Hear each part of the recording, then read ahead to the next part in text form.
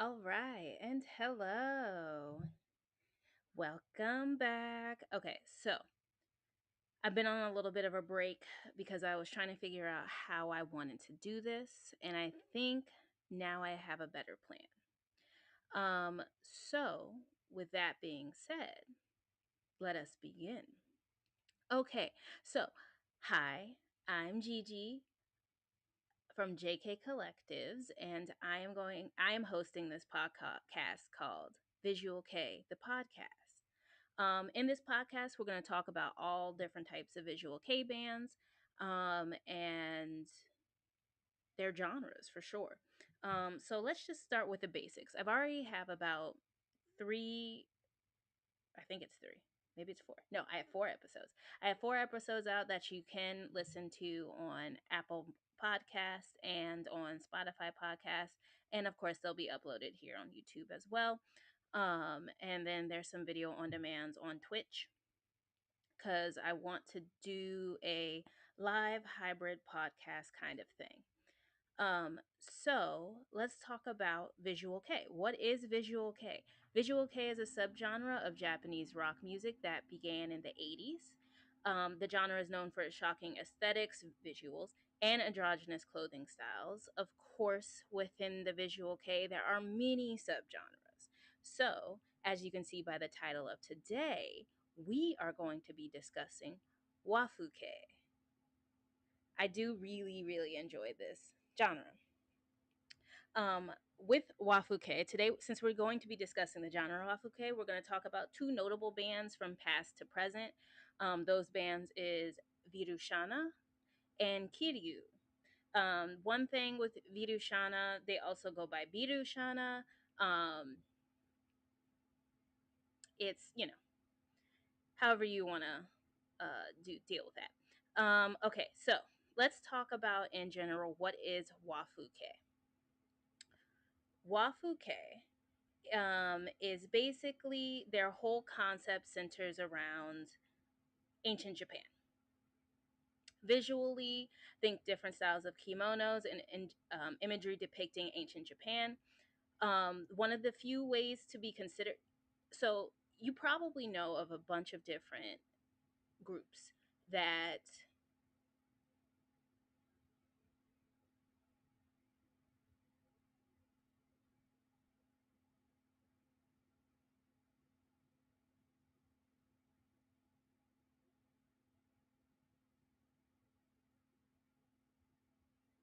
I'm sorry, y'all.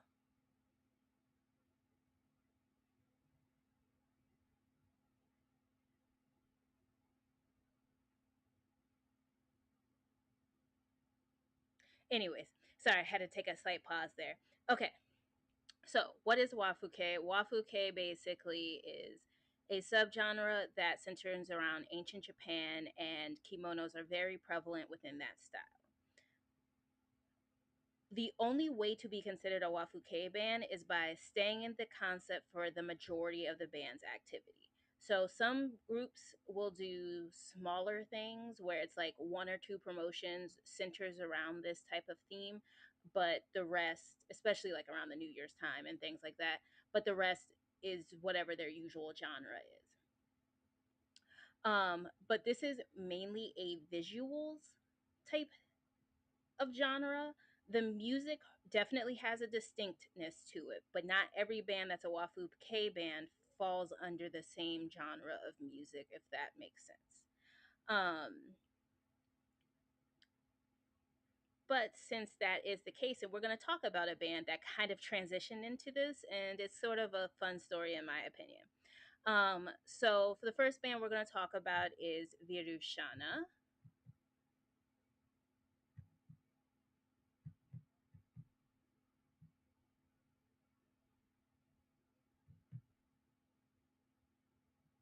Okay, first band we're talking about is Virushana.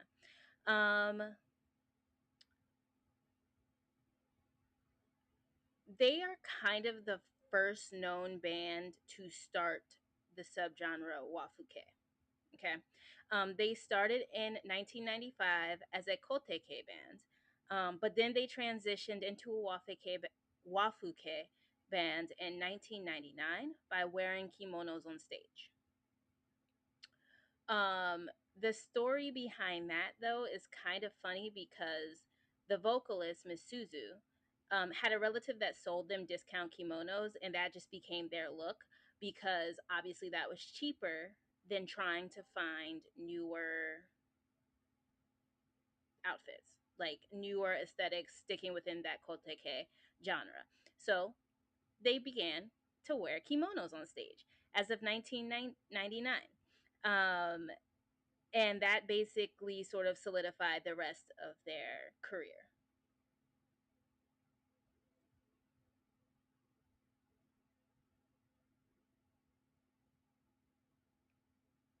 I don't know what's going on with my stream. It's like I'm stuck, and my lips are just slightly moving.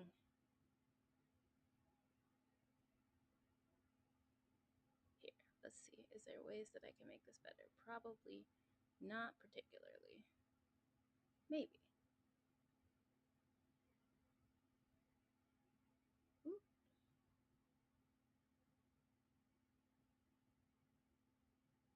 hold on, y'all. We're having some technical difficulties, and I'm not sure why.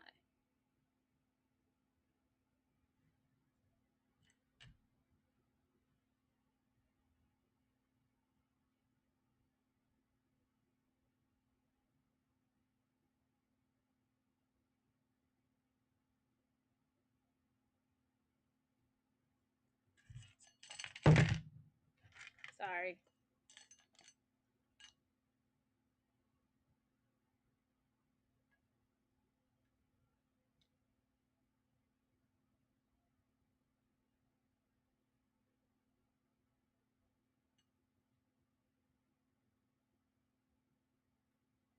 Hold on. I think I'm going to open this again.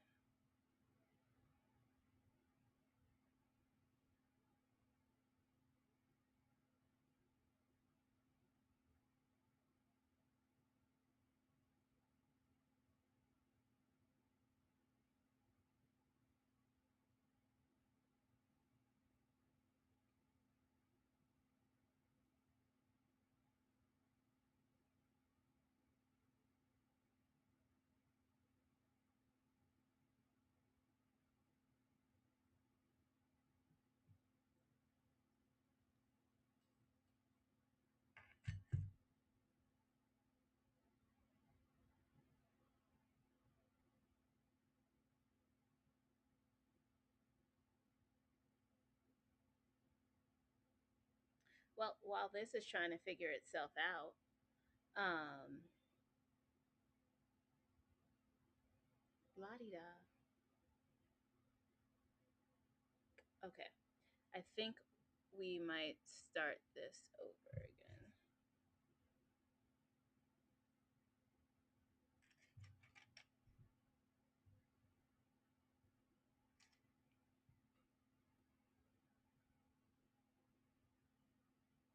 Okay, this is better. All right. Okay. Anyways, so we were talking about the Wafuu Kei band Virushana.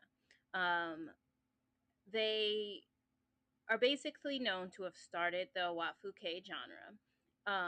They in 1995, that is when the group began. They were a Kote Kei band.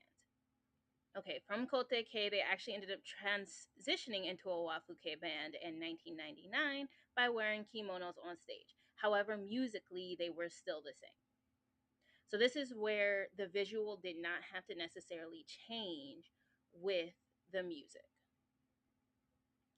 Um, so the reason why though that they transitioned to kimonos on stage is because the vocalist Misuzu had a relative that sold them discounted kimonos and then that became their look, right? So however their music basically stayed the same like I stated before, but the kimonos came about because it was an easier fashion sense for them to keep going with because it was at a discount.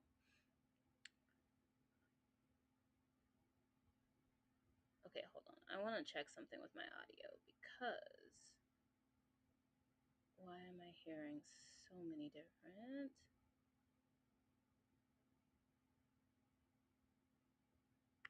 Test, test, test. Okay. Um, I guess everything is fine. I hope everything is fine. I will be looking back on this to see what's up. Yeah. Okay. Anywho, sorry y'all. Okay. So let's talk about the band. The band Virushana formally disbanded in 2003, and they are from the Niigata area. Um, so, as I've stated plenty of times before, they are a Wafuu Kei in style, Kote Kei in music genre. I will be doing an episode where I break down as many of the subgenres that exist. Um, But let's talk about the band members. There isn't a whole lot about these band members that I could find, but that's okay just because when it's an earlier 1990s to early 2000s band, some of the information is a little shaky. Um, but we have the vocalist Misuzu, whose birthday was November 18th, the guitarist Rui, whose birthday was 10/17, drummer Kana birthday was January 5th, is January 1st, 5th. And then a former member, but not entirely, and I'll talk about that in a second, is Sada, who was the bassist. His birthday was February 26th, and then he left in 2002. Um, as a total, they have about 48 releases and 58 songs. Um, as I stated earlier, so just going a little bit through their history, the band began in 1995. They really solidified their current lineup that we know about in 1996. March of 97, they joined the record label Soleil. Between 1997 and 1998, that's when they really started touring consistently, with either giant events, meaning, right, that there's multiple bands, just like when I was talking about the Masked event that happened in May, multiple bands on the same roster, or they were doing two-man lives. 1999 is when they began hosting their own one-man tours, and then basically from there consistently toured from basically to the end of 2000. Things seem to have gotten shaky. There wasn't a whole lot of information of when they changed record labels, but things basically got shaky in 2002, where they were being managed by a group called Inner Dream. But they left them because of poor management, and then they went on to create their own label. Their label was called Virus, but given the time frame, 2003 was kind of the end of them. 2002, Sada left, and then the band basically paused activity because of that, because they needed to find a new bassist. Um, but basically ended up calling it a quits in 2003. But again, there's some unclear moments in this timeline because it does also state that there was a release in 2004 of their first EP, Kai Koroko. Sorry, give me a second. Kai Koroku Dain Dainiban Sujoban. Okay, so that was their first EP that then they re-released in 2004. But from that, that was kind of the end of Virushana. They did not end up finding a new bassist, and they really didn't have any lives between 2003 and 2004. Ways that you can still listen to their music is, of course, we have fans that love to archive. So there's definitely music videos and albums on YouTube from fan uploads. But in terms of streaming them on Spotify, Apple Music, whatever you listen to, there are no official releases on there. So take that with what you will. Okay, and so the next group that I really wanted to talk about, because again, I'm a fan of BP Records in terms of the bands they have on there. We're going to talk about Kiryu because I think personally, from my experience in Visual Kei, they were my introduction to Wafuu Kei. I was like, ooh, I am enjoying this. This is so cool. But as I was kind of doing my research, I realized there was another group that I should have partnered with Kiryu, which is called Kagura, which really kind of solidifies the style Kiryu is. Because Kiryu is Wafuke. They don't divert from Wafuke. Even their music is Wafuke. Um, and Kagura, I think, is a group that was in the 90s, early 2000s that I think probably helped influence this way of music. Okay, so let's go over some of the basics. Kiryu is a Wafuke band. Their sound is mixed with Enka, metal, and rock, definitely. They started in 2007 and was active until 2023 when they paused their activity. Again, I want to state that they are paused. They have not said they disbanded. Nothing like that. Okay. But they are paused. They signed with BP Records in 2009. So these members I have a little bit more background on, just because I think they the first group Birushana was basically Birushana. That was their life. They It was hard to figure out what they did after or if they were in bands before. So Birushana is who they are. But with Kiryu, there is a lot that we can kind of backtrack into. So they are a 5-piece band, but they're currently running. Well, actually, there's a little bit of back and forth between this, but they were a 5-piece band. Their current lineup is a 4-piece band. We'll talk about it in a second, though. We'll come back to that. So you have the vocalist Mahiru Kurosaki. Before joining Kiryu in 2007, he had 7 other short lived Visual Kei projects and bands. Um, his first group was uh, Lieutenant, and that was in 2002, and that band ended up disbanding in 2003. He originally started his stage name as Hina. He His last official band was Madara. The group was active from 2004 to 2007, and they were a Koteke band. We'll circle back to them as a group to talk about for sure. And his birthday is October 19th. Just a little fun fact. Love to say their birthdays. But he is the vocalist. Um, and he definitely was in, like I said, 7 other short-lived Visual Kei groups, and they did vary in terms of style. Okay, so now we have the guitarist Mitsuki Sakai. Um, his birthday, February 24th. He's basically kept the same stage name throughout his whole entire career.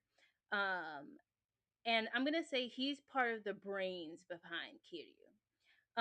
But before we get into that, he was in 6 different Visual Kei bands and projects. This one is interesting because he kind of stayed with the same lineup the whole entire time.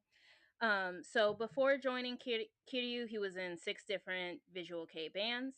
His first band was Utena in 2001. Okay, with Utena, they changed multiple times with different names but similar lineups, meaning they had a lot of the same members.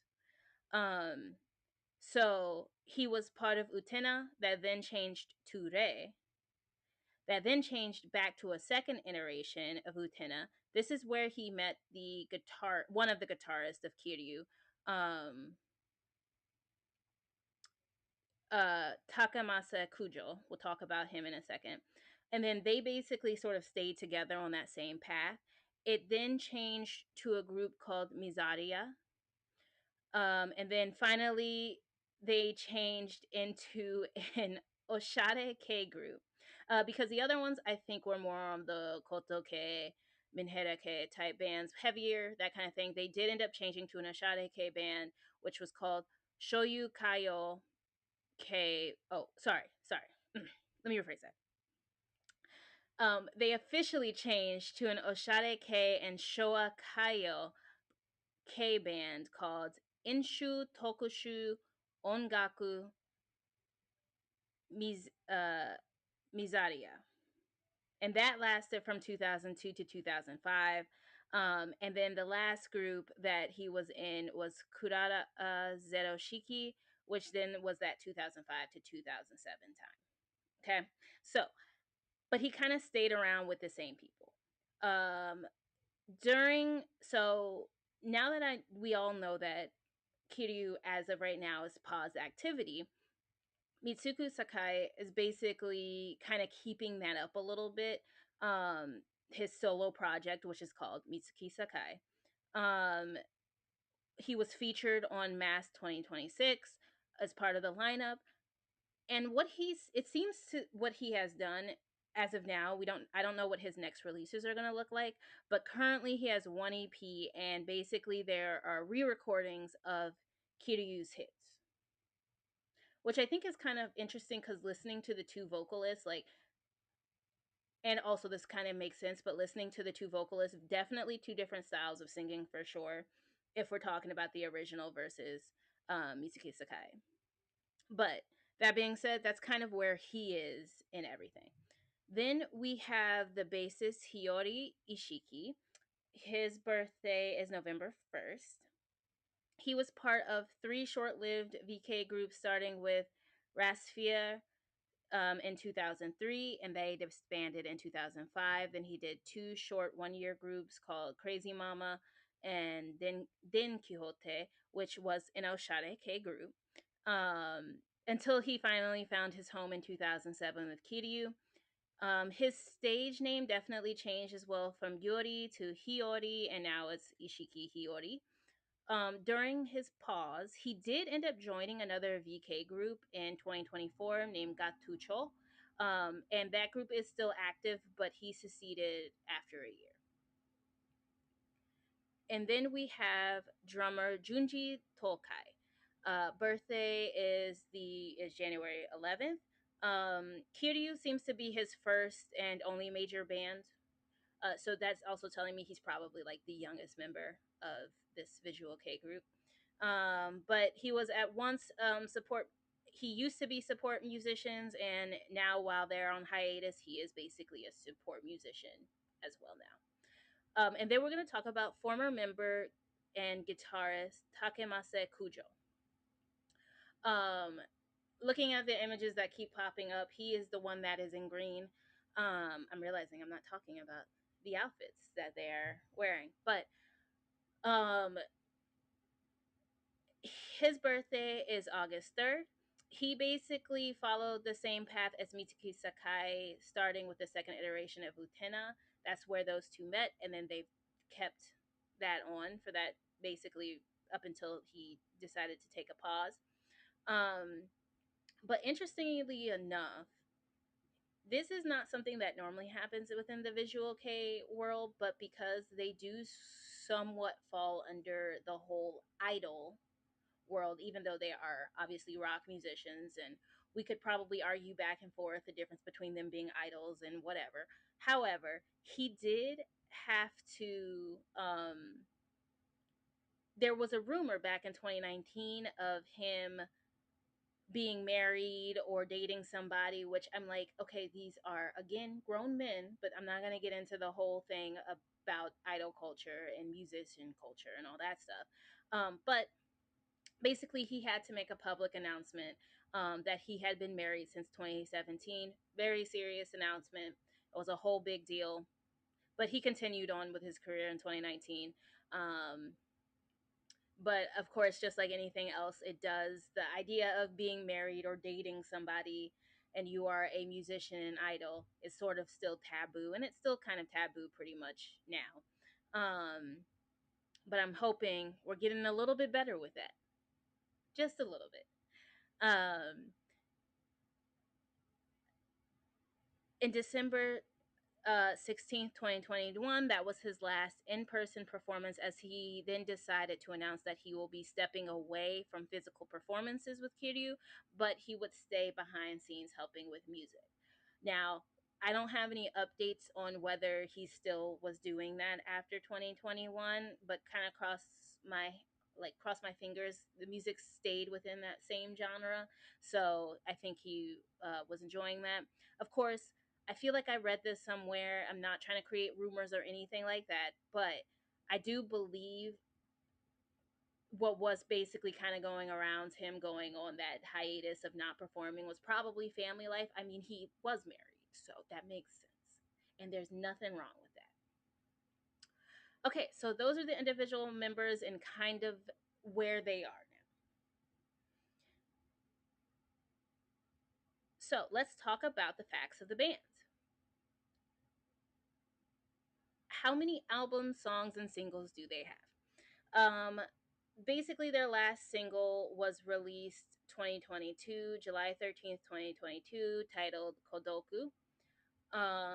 They have 8 albums and 25 singles and EPs. I'm not including the different versions because when it comes to getting CDs in um, for Visual Kei artists, as we know,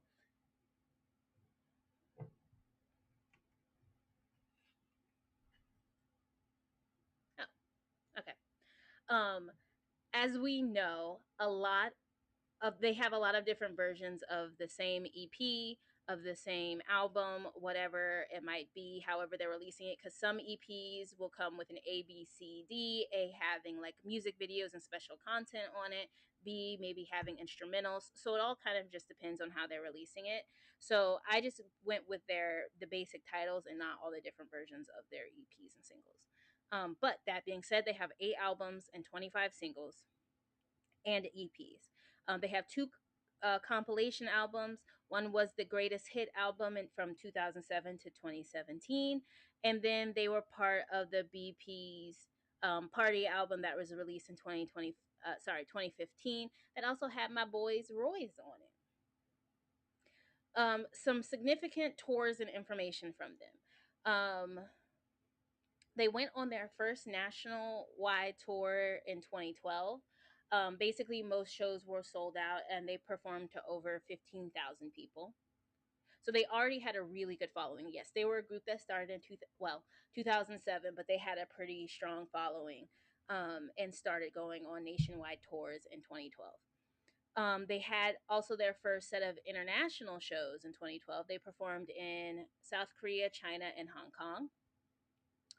On July 31st, 2015, they performed at Nippon Budokan, which is a pretty huge venue, especially for a lot of smaller artists or visual K groups and bands.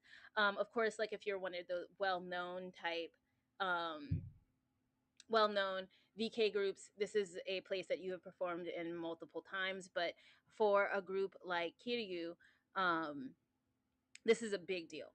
I think this is like that big stepping stone for most VK groups.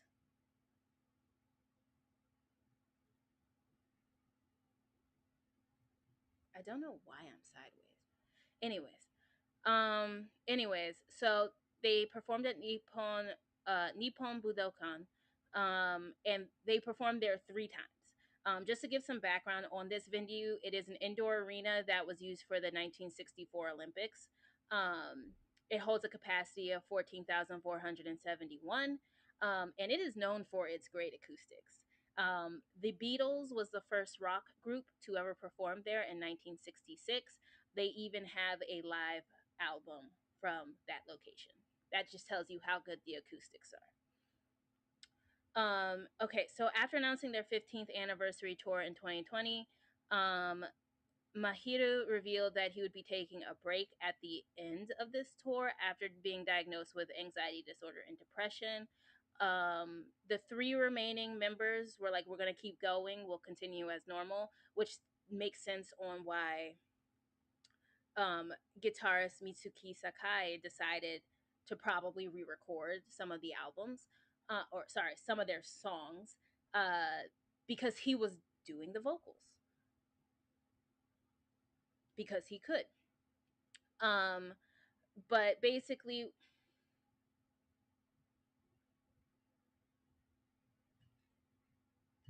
I have no idea what is happening right now. Thank you. Head going upside down, not sure why. Anyways, so band tried to continue as a three-piece band, but they basically at the end of 2023 called for a hiatus, indefinite hiatus. So hopefully they will make it back together as a group, but right now, like I said, they are on pause. Some facts about some fun facts. Um, five of Kiryu's singles reached number one on the Oricon Independent Singles Chart in 2011, which was kind of again unheard of for a V-Kei group. Um, then here's a really cute fact. And I don't have the picture up here, which is very frustrating, but that's okay. You all can look it up.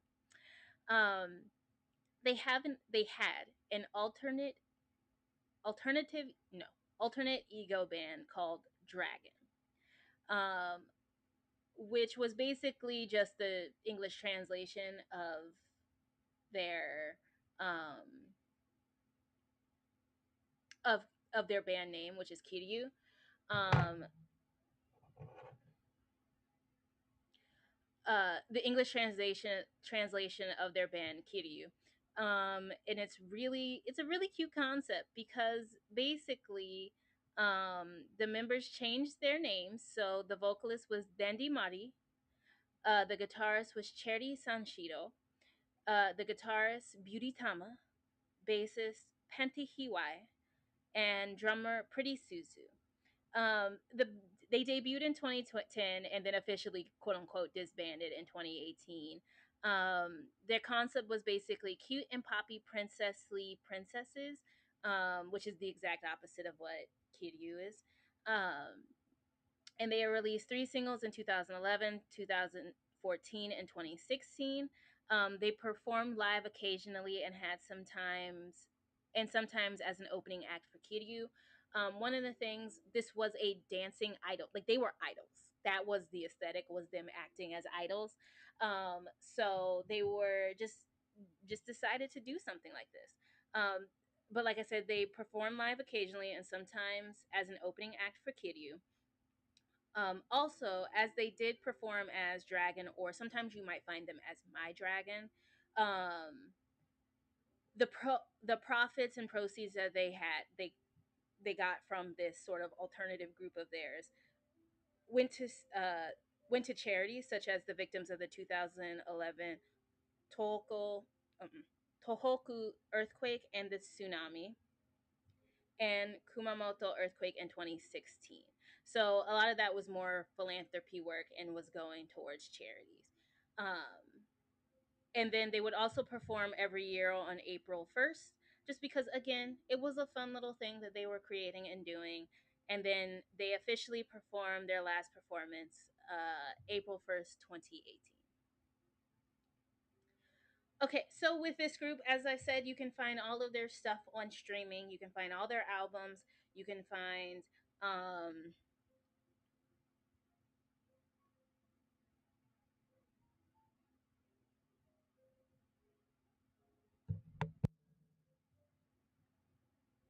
Echo. Hmm, hold on. Shh. I'm trying to mute. Test, test. Okay.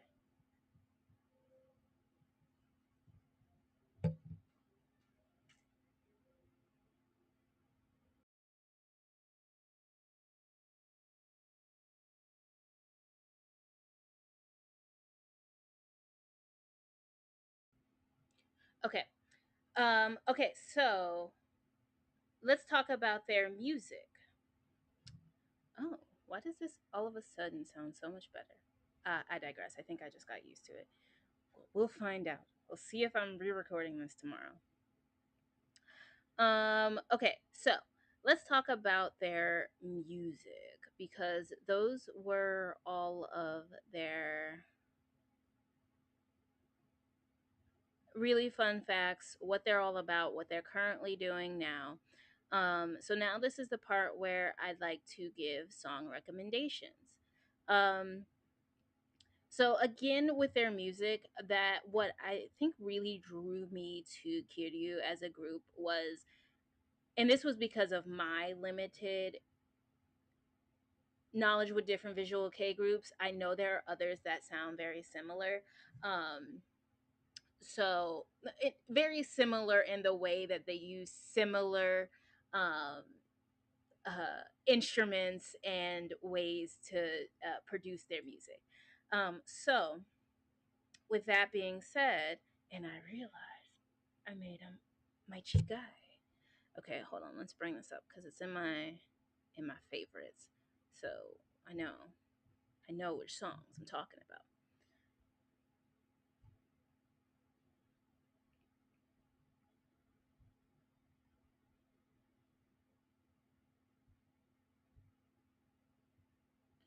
Okay, so like I said, this group kind of had a special place for me just because of the fact that it was the first time for me hearing a group, probably back in, I want to say 2019, where it was so heavily influenced by um, Japanese traditional instruments. And I know there are other groups that do similar type styles, and we will talk about them as well. But this was my introduction. And so here are my song recommendations in no particular order because there's so many good um, songs. And one thing, like, this is what I would say drives the difference between vocalist Mahiro Kurosaki and guitarist Mitsuki Sakai. Somehow, I do not know, but Mahiro Kurosaki is just able to throw his voice in so many different ways and so many different octaves. I'm curious if he had any real training with that kind of style because it does sound like if you went to go see a kabuki show or a no performance or a kabuki performance, like the way he can just throw his voice out there and the way the music just complements it. And sometimes it feels like you can hear such anguish in his voice. Not saying that that's the feeling, but it just really has a really great emotional quality to it, along with something that just, from my ears and listening, sounds very traditional, and I really enjoy listening to it. It still has your rock, it still has your metal. It definitely is truly a mixture of Inca metal and rock. Okay, like we can't deny any of that. So my recommendations are, um, ooh, that's what I was trying. Let's see. Hold on. We're gonna do this. We're gonna do this right because I need to be able to see. I need to see what albums these came from. Because why? Of course, I didn't write down what the albums were. Make my life harder. Why don't I? Anyways, okay.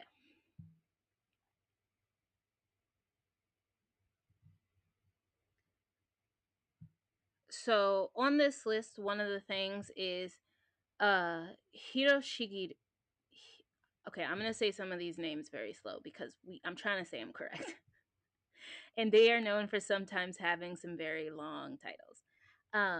Okay, so the first song that I'm recommending is Haru Shigure. Again, really due to those introductions of traditional instruments, the Enka style. Again, I just love the way that his voice is thrown and then the way that he growls in his music. Um, and it always just seems like the band in general are having a great time performing these pieces.